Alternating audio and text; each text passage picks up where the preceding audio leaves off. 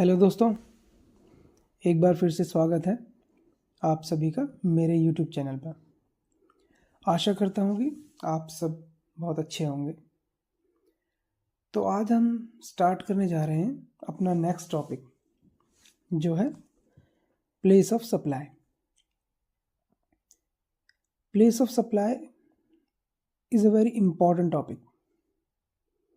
Interviews में अक्सर इस टॉपिक से क्वेश्चंस पूछे जाते हैं। तो हम स्टार्ट करते हैं। फ्रेंड्स, जैसे हम बात करते हैं कि प्लेस ऑफ बर्थ क्या होता है या प्लेस ऑफ बर्थ का क्या मतलब होता है, सिंपल सी बात है, जन्म कहाँ हुआ। उसी तरह प्लेस ऑफ सप्लाई मतलब सप्लाई कहाँ हुई। तो आज के टॉपिक में हम यही सीखने वाले हैं कि सप्लाई कहाँ हुई, या हम कह सकते हैं कि सप्लाई को कंज्यूम किया गया कहाँ माना जाएगा। अब एक चीज़ याद रखना दोस्तों, जब भी प्लेस ऑफ सप्लाई की बात हो, इस लाइन को रिमाइंड करना कि सप्लाई को कंज्यूम किया गया कहाँ माना जाएगा। अब एक क्वेश्चन अराइज होता है कि हम ये सीख क्यों रहे हैं, या हम ये प्लेस ऑफ सप्लाई का टॉपिक क्यों पढ़ रहे हैं, क्या रेलिवेंस है इसका। तो दोस्तों, हमने प्रीवियस वीडियोस में पढ़ा था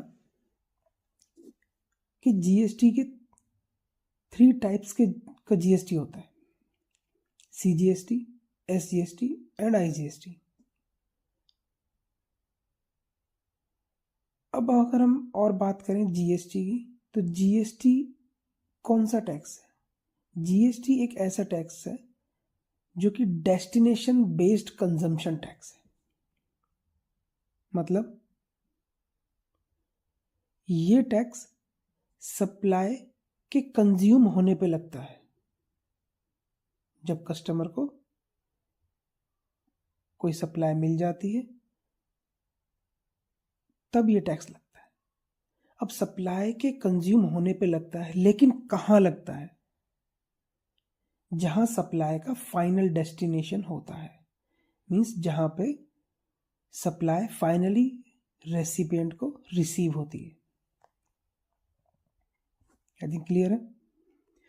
अब ये जो फाइनल डेस्टिनेशन की बात हो रही है, इसके बारे में हमें कौन बताता है? हमें बताता है place of supply. Place of supply के रूल्स ही कंफर्म करते हैं कि फाइनल डेस्टिनेशन क्या होगा या फिर किसको माना जाएगा। मतलब अपनी वही लाइन, सप्लाई को कंज्यूम किया गया कहाँ माना जाएगा।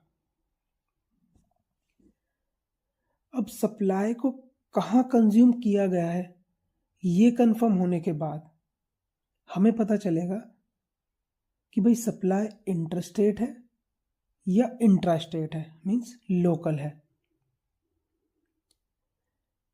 सप्लाई आउटसाइड द स्टेट है या फिर विद इन द स्टेट है। ये चीज़ हम पहले भी पढ़ चुके हैं। और हमने ये भी पढ़ा था कि इंटरस्टेट सप्लाई होती है तो आईजीएसटी लगता है, और लोकल सप्लाई होती है या इंट्रास्टेट सप्लाई होती है तो सीजीएसटी एंड एसजीएसटी लगता है। तो फाइनली हम ये कह सकते हैं कि प्लेस ऑफ सप्लाई का कॉन्सेप्ट हमें बताता है कि किसी भी ट्रांजैक्शन के ऊपर आईजीएसटी लगेगा या सीजीएसटी एंड एसजीएसटी लगेगा। आई थिंक क्लियर है।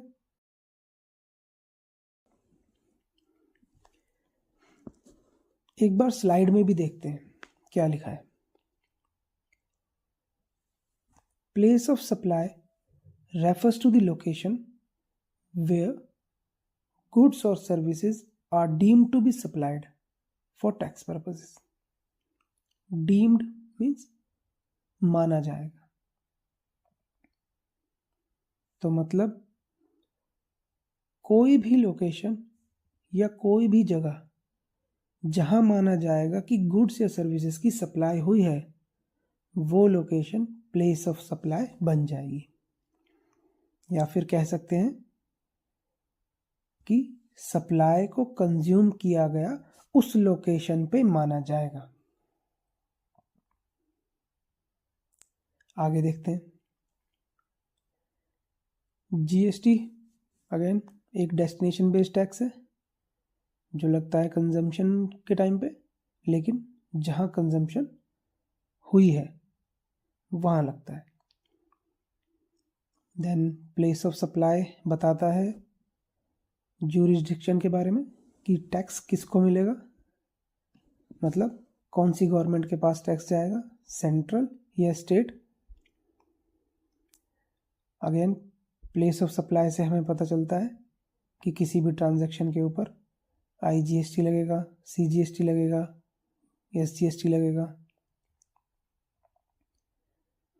आगे supplier and place of supply अगर डिफरेंट स्टेट में है तो वो इंटरस्टेट सप्लाई होगी, अकॉर्डिंगली IGST लगेगा।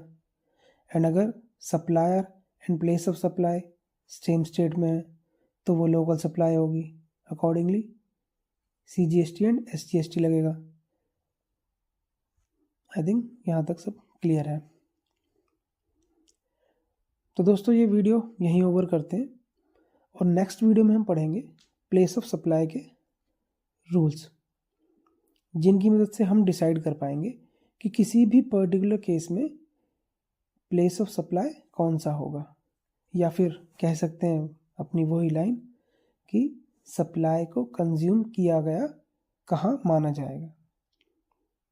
सो गाइज मिलते हैं अपनी नेक्स्ट वीडियो में। Goodbye, take care.